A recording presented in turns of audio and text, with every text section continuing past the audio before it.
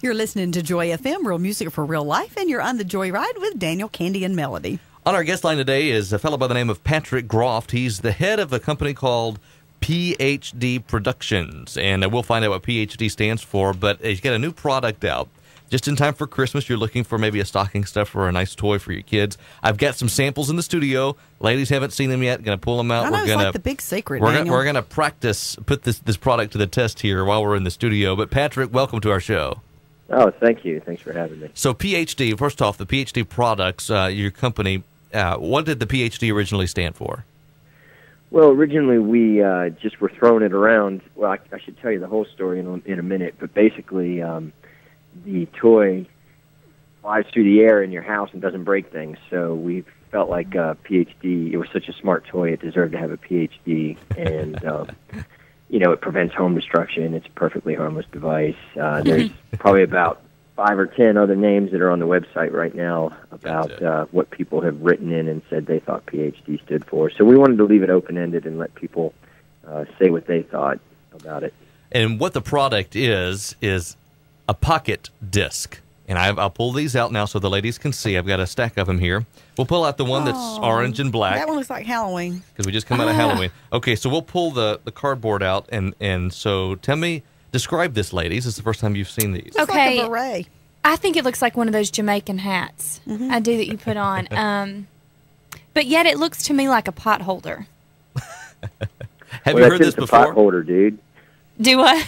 It's a pot holder, dude. Dude. That works perfect together. PhD, right? So, yeah, that's right. Oh, that is so... I didn't even think about that. So that's have one you of the ever... ones people wrote in and said, The original use was something quite like that. It was really a third-grade project. My daughter had to make a little hand-crocheted doily. And when she made it, it wasn't quite accurate because it was supposed to lay flat, and she had a couple little extra drop stitches that made it curl around the edge.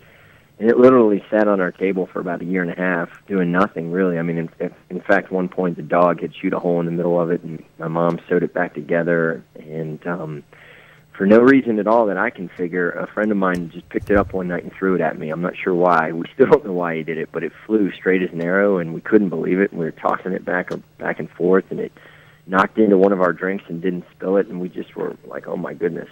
So we... we sort of thought something might be there, and we didn't do much on it for about 6 months other than just think about it a lot. But then finally we said, hey, let's give this a try. This could be a lot more fun than our day jobs. Yeah, really. No kidding. I know this could cause some distraction at this studio. Yes, it could. It's 100% cotton, and I have to say I've taken one home, and I've got a 3-year-old, and we went out in the backyard, and we played, and especially with a 3-year-old who's learning to throw, learning to aim. They're in that stage where they don't do it as well as an older kid would. You don't want to throw a hard plastic Frisbee at him and knock him in the head, you know what I'm saying? So this actually worked very well because we could throw it. If it hits you, it didn't hurt. It's great for outdoors, great for indoors because you could also toss it around the house like Patrick was just saying, and you're not going to break any mirrors. You're not going to knock over anything. It's lightweight. Tell me some success stories or some feedback that you've gotten on the product by sports enthusiasts and kids alike. Well, it's funny. It really does appeal to such a wide range of folks. And if you look through our photo gallery on the website, and just like you said, 2, 3-year-olds all the way up through grandpas playing and everybody in between. And it's just really, when we work at these festivals or if we go other places, to me, it's just really neat to throw it at a kid and watch their face light up. I mean, it's almost a universally, similar reaction across the board with the kids. Their face light up, they grab it, and they just want to throw and catch it. And then with the older folks, it's kind of like you two ladies responded, oh, it looks like a hat. Oh, it looks like a pot holder. Oh, I can't believe it flies. I mean, that's really the sequence of responses that everybody has because no one's ever really seen anything quite like it, although it does look a bit like you said, a Jamaican hat or a beret or other things like that. But yeah, once you set that thing sailing, it really takes on a new meaning for the people who thought it was a hat. And I think back to the original story with my daughter Savannah, if she hadn't had those extra drop stitches that made the slight curl, I don't think any of this ever would have come to be because that's really what, aerodynamically speaking, allows it to fly straight. That's why the Frisbees have their lips. And that's actually the basis of our patent, believe it or not, that we're hopefully going to hear back in about 6 months is there's nothing out there in the current world that's made out of thread that is, well, thread like cotton. Nylon is probably thread if you break it down, but thread, like cotton thread that would be created into a flying disc and have that lip like that. So we're hopeful on that too. That's that takes 3 years to happen. Wow. So, yeah, patents are slow. What I love about this is not only is it cute and it's fun to play with, but it has some different uses. It's a cobweb cleaner.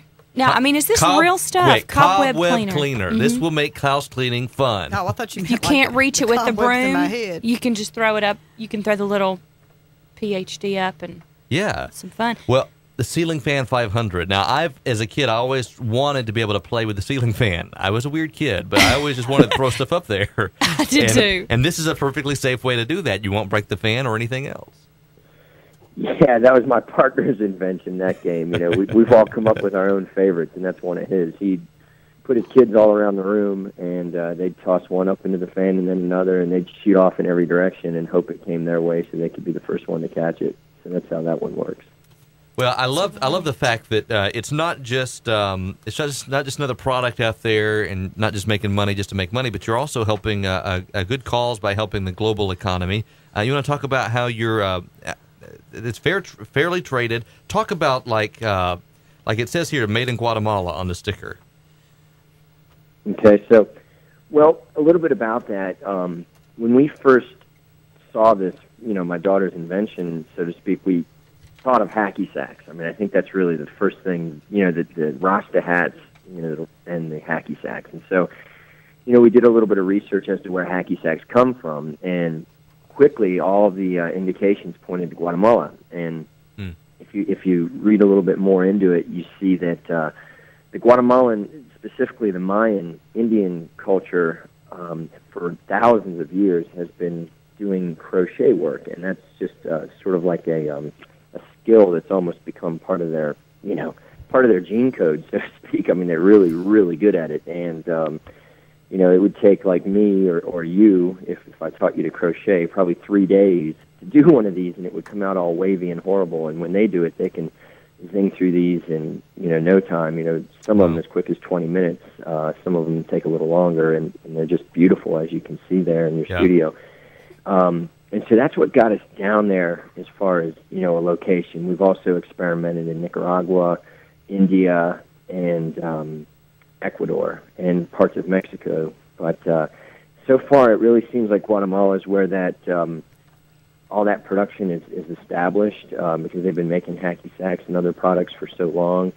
So we worked with several different liaisons and settled upon one who's been down there for about 19 years, and he's got lots of contacts, and he's just really responsive and good. And so through him, we really developed our production lines. And don't take the word production line wrong. There's no factories. There's nothing involved. It's village based, and I was fortunate enough to get to go down there this past September, and it really was a pretty life changing experience. I've never been out of the country, and so going down there and seeing the way they live, if you were to Google around and read up, pretty much all the websites agree that Guatemala is about 75% of the people live below the poverty line. And to see that, as opposed to just know it, you can read it and think it and talk about it. So to go and really see it, it's just, I think you can imagine. It's really just such an experience. And so to go down there and know that we're helping over 200 women, supplement their income and support their families, is really, just such a moving experience. For me, I'm motivated to make this work for lots of reasons and be a success, but now I feel like I've got, 200 people counting on me, and it's just such a great feeling. It really is. Well, I tell you can find these in some of the stores, some of the toy stores, but you can also go to the website pocketdisc.com. Pocketdisc.com. Patrick Groft has been on our guest line. Would they call you inventor or co-inventor? Well, I think I was just the lucky guy who caught it.